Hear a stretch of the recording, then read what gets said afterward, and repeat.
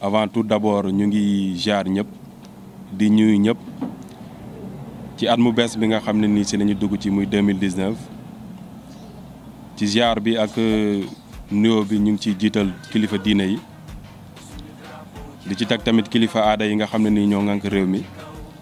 di ci teg bépp doomu aadama ak bépp sénégalais bi nga xam ne mu ngi yeewoo ci biir kër gi biir Sénégal ak bitim réew. tey nag suñu ndaje bi dañ ko woote maanaam ñun ñu nekk ay ndaw yoo xam ne nii ñu ngi ñuy ooye les leaders du changement tey ñoo woote pour indi ay tegtal indi ay leeral ci bilan président de la république bi nga xam ne ni depuis 2012 ba fi ñu nekk nii mu ngi liggéey bu mucc ayib boo xam ne ni sénégalais yëpp teg nañ ci seen bët.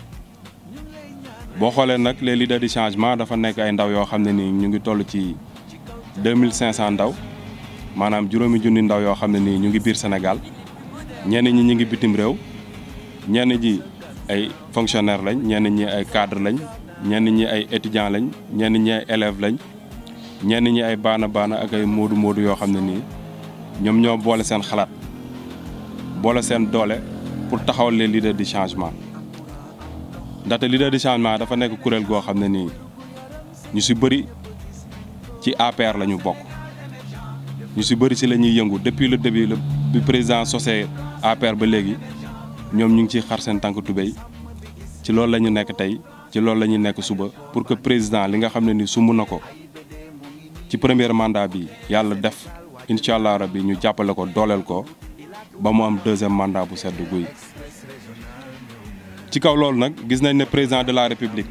dafa ne woon man du ma def ay promesse mais damay jël ay engagement moom mooy tey Sénégal fu mu toll man dinaa ko yóbbu foo xam ne ni sénégalais yëpp dinañ yokk ba yëg ko. loolu moo indi tey mu créer le plan Sénégal émergent le plan Sénégal émergent nekk benn plan boo xam ne nii ñu ngi ko tëgg ci ñetti ponk benn bi moom mooy transformation structurelle des bases de l'économie lépp loo xam ne nii mu ngi aajo ci wàllu koom-koom lu koy yokk lu koy gën a ñoñal ba sénégalais yëpp gis seen bopp président moom la def ci benn ponk bi. beneen ponk bi mu ngi ciy wax maanaam capital humain maanaam boo ko déggee mooy wàllu formation yoo xam ne nii ndaw yi nga xam ne nii tey ñu ngi jàng président def na loo xam ne nii vraiment ñu ngi koy rafetlu. moom mooy tijji na ay université privée yoo xam ne nii ay université virtuelle yoo xam ne nii bépp ndaw boo xam ne nii orienté wuñ la président dina fexe bañ orienté la pour nga am formation ndaxte boo amul formation tu seras pas opérationnel dans le marché du travail. mun nga am ay diplôme lijaasa yu bari waaye il faut ñu former la ci benn domaine boo xam ne nii day doon domaine boo xam ne métier la. moo tax tey ci ñetteelu ponk bi mu ngi ciy wax la bonne gouvernance et l'état de droit. loolu boo ko déggee moom mooy réew mi ñëpp ñoo fi bokk yem sénégalais yëpp ñoo bokk àq ñoo bokk ay yelleef ci kaw loolu nag Sénégal président wane ne Sénégal kat tey ci wàllu droit de l'homme ci wàllu àq ak yelleef Sénégal am na ci position ak rôle bu central boo xam ne ni mu ngi ko ciy joué. ci kaw loolu nag ñun les leaders du changement dafa nekk kuréel boo xam ne ni dañoo sukkandiku ci ponk président yooyu noonu ba teg un jeune. une formation un métier un emploi ci loolu la ñuy dox ci vision boobu la ñuy dox pour que président programme bi mu teg ndaw ñëpp gis seen bopp ndaxte dafa ne yoonu yokkute gaa yëpp kontaan mu ne yoonu yokkute rek day yomb mais yokk boo yëg ko moo nekk loo xam ne ni moo ëpp solo moo tax président daal vraiment li nga xam ne nii mu ngi koy def ci wàllu ndaw ñi ñëpp gis nañ ko li nga xam ne nii mu ngi koy def ci wàllu mag ñi ñëpp gis nañ ko. tey nekkatul secret boo xam ne ni tey mag ñi plan Sésame mu ngi fi ku dem ci bërëbu fajukaay yi di nga faju te doo génne ñaari dërëm ci ndaw ñu tamit tey boo xoolee de 0 à 5 ans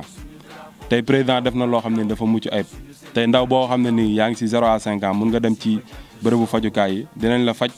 jox la ordonnance jox la garab tey ci wàllu césarienne président def na mu nekk loo xam ne ni jigéen ñi nga xam ne ni dañ doon am problème pour mucc tey césarienne nekk na loo xam ne nii da ngay dem ñu toppatoo la ba nga mucc ci jàmm ak salaam. ci beneen ponk bi moom mooy tey boo ko xoolee ci dialyse maanaam ñi nga xam ne ni dañoo am feebaru roño président def na ko ba yombal ko ñëpp ba nga xam ne ni tey ci gox-goxaat yi sax boo demee am nay centre yoo xam ne nii pour hémodialyse la pour ñi nga xam ne ni dañoo am feebaru roño ci kaw loolu nag président dafa am lu am solo loo xam ne ni da koo def ci wàllu mbéy te xam nañ ne mbéy dafa nekk benn secteur boo xam ne nii dafa am solo ci dundu doomu aadama ndaxte béy dunde la ñu wax ak béy di jaay tey président boo ko xoolee ci wàllu mbéy def na ci lu am solo président def na ci 231 milliards yoo xam ne nii da ko def ci wàllu projet mbéy jël 150 000 familles à 200 000 familles yoo xam ne nii tey dañuy def li ñu naan béy dunde da ngay béy di jaay di béy à côté di dunde ci kaw loolu nag président dafa teg benn programme bu am solo boo xam ne ñu ngi koy wax PRACAS programme d'accélération pour une agriculture compétitive tey président da koo teg pour que gën a accélérer cadence bi ba nga xam ne nii dinañ am autosuffisance en riz dinañ am autosuffisance en coton dinañ am autosuffisance en céréales ci kaw loolu nag boo ko xoolee ci wàllu ceeb tey gis nañ ne kër goo dugg tey riz de la vallée la ñuy dunde kon léegi nekk na loo xam ne nii nekkatul ay gënt mais réalité la ndax def nañ 1,5 million tonnes de riz yoo xam ne nii fii lañ ko béyee ci Sénégal te sénégalais yi seen bopp ñoom ñoo koy jëfandikoo boo ko xoolee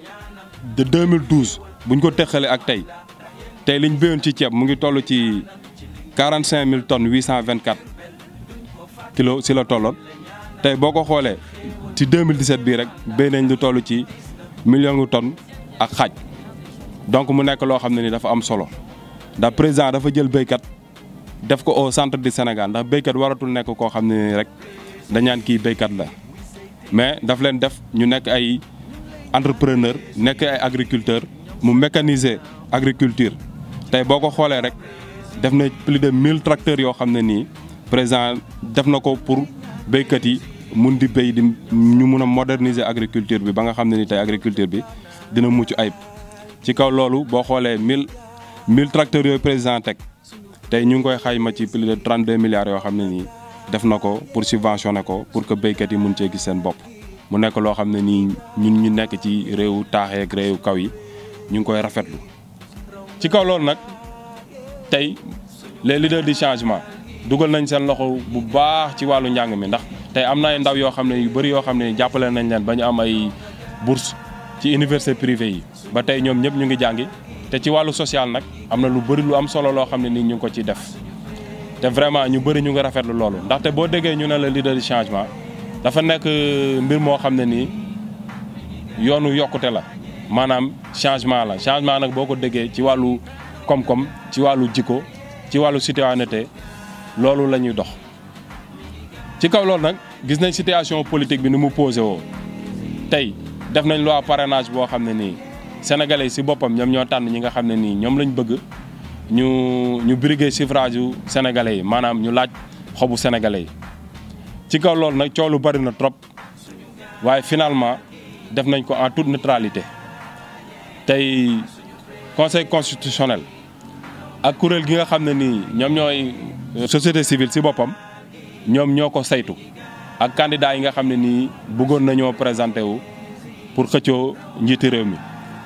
ci kaw loolu nag ku si nekk nag boo xamee ne yow jàlloo dañ la recalé il faut ñu nangu dogal yi nga xam ne nii moom la sénégalais yi def ndaxte Sénégal dafa nekk réew moo xam ne nii réewum démocratie lañ nekk réewum jàmm ak réewum salaam la ñu nekk donc képp koo xam ne nii nag recalé nañ la il faut nga nangu dogal te président tijji na ay buntam képp koo xam ne nii bëgg naa ànd ak moom liggéey pour liggéey Sénégal pour que projet yi nga xam ne ni tàmbali na ko mu mun koo jeexal yeggali ci jàmm ak salaam mu ngi ciy woo ñëpp képp koo xam ne recalé nañ la na nga ànd ak gëm ànd ak dal nangu dogal bi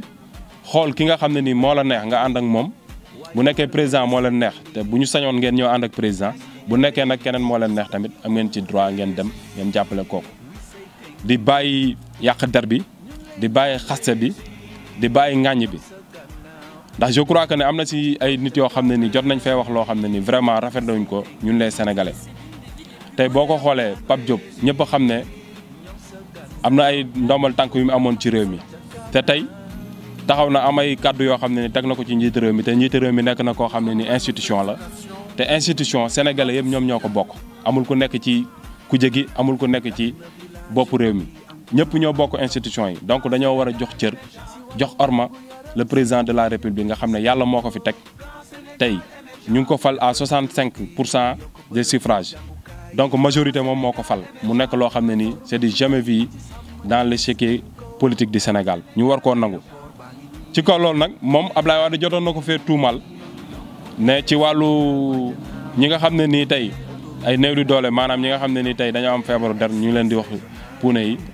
Ablaye Wade fii la fi taxaw ne ñooñu moom daf fi doon def ay ñaawteef te vraiment tey ku nekk candidat di briguer surveillance sénégalais yi war nga nekk koo xam ne nii référence nga war a nekk ci réew mi donc ñu ngi koy ñaan mu arrêté li muy def bu nekkee day politique mu politique bu nekkee nag leneen la bëgg nag ñun les leaders du changement ak ndaw ñi nga xam ne ñoom la ñu représenté nañ ko nañ ci fekk ci kaw loolu maa ngi jàpp ne Bougane Gueye ñu ngi rafetlu taxawaayam ndax boo ko xoolee dafa nekk chef d'entreprise ñëpp rafetlu ko mais nag boo duggee ci géewu politique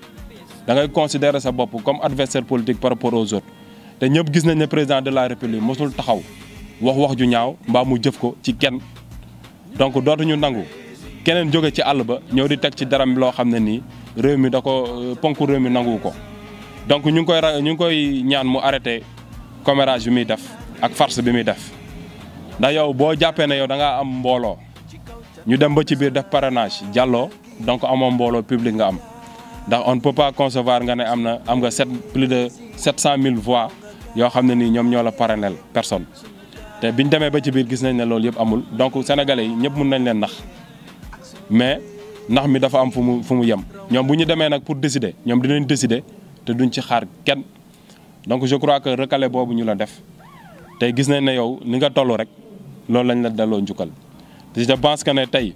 leçon de morale boo koy joxe du yow yaa koy joxe ndax je peux pas concevoir yow tey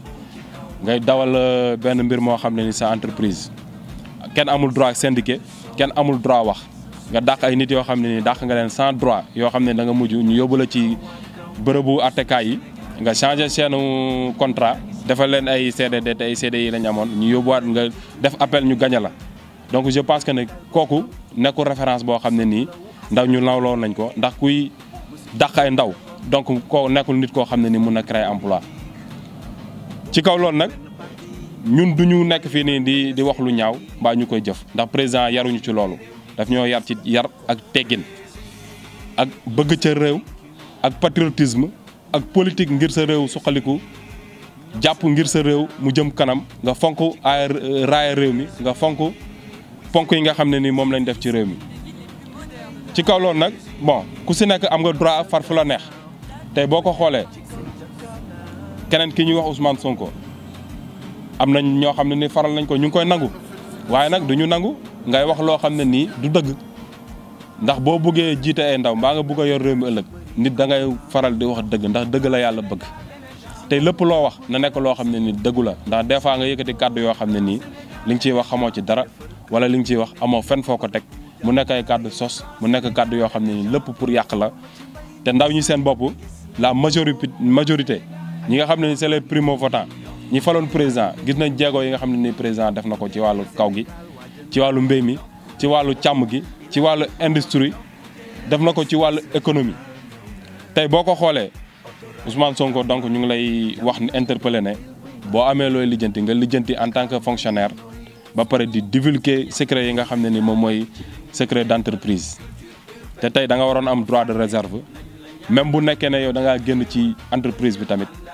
war nga toog juróomi at yoo xam ne ni waroo wax ci wàllu fiscalité te gis nañ ne créé nga benn société bu ñuy wax Atlas ak beneen société bi ñuy wax Merkel yoo xam ne ni tey yaa ngi def le tout pour enrichir sur le dos des Sénégalais donc sénégalais yi nekkuñ koo xam ne nii ku ñuy nax la tey boo ko xoolee ci wàllu kër gi laa wax maanaam kilifa ak caat nit dafay am yar am teggin tey bu ngeen yëkkatee ay kàddu yoo xam ne ni dafa safaanoo teg ko ci njiitu réew mi yàgg ngeen koo def nag ñu leen di bàyyi mais laal ngeen laalaake dootuñu nangu loolu ndax ñun les leaders du changement ak bépp ndaw boo xam ne nii yaa ngi jàppale président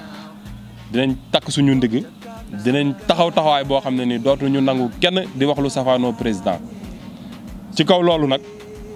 gis nañ ne nekku leen référence ci ci wàllu ndaw ndax mënuñu concevoir ndaw boo xam ne nii day bu amul lu ko arrangé mu taxaw saaga publiquement les sénégalais gis nañ ko fii loi parrainage bi ñu koy jàllee assemblée kilifa ci boppam taxaw na saaga waa réew mi saaga kilifa yi ne leen yéen ñëpp ay naafeq ngeen vous êtes des corrompus ñëpp sénégalais yi dégg nañ ko kon ñooñu nekk na ñoo xam ne nii nekkuñ ñu ñuy déglu.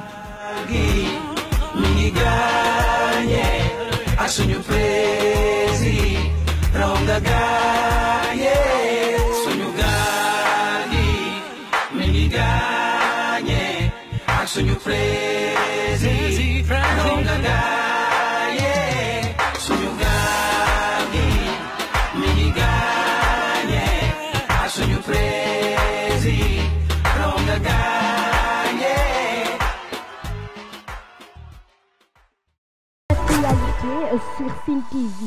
Sénégal. Politique, people, éducation, sport, culture, art. Pour plus de merveilles, abonnez-vous sur Sen TV Sénégal.